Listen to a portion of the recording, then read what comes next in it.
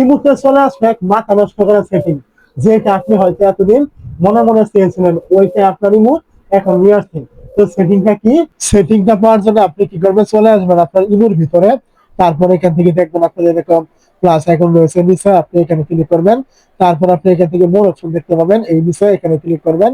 তারপরে এখান থেকে আপনি দেখতে পাবেন সিকিউরিটি এন্ড প্রাইভেসি, এইখানে ক্লিক করবেন।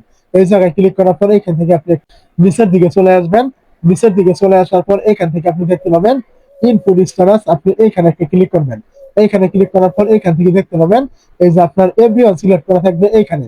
তো আপনি কি করবেন, এইখান থেকে দেখতে পাবেন এই যে নিচে রয়েছে আপনার এরকম নোবডি, আপনি এখানে ক্লিক করে সিলেক্ট করবেন। এইখানে সিলেক্ট করলে কি হবে, দেখতে পাচ্ছেন এখানে টাইপিং লেখা শো হচ্ছে।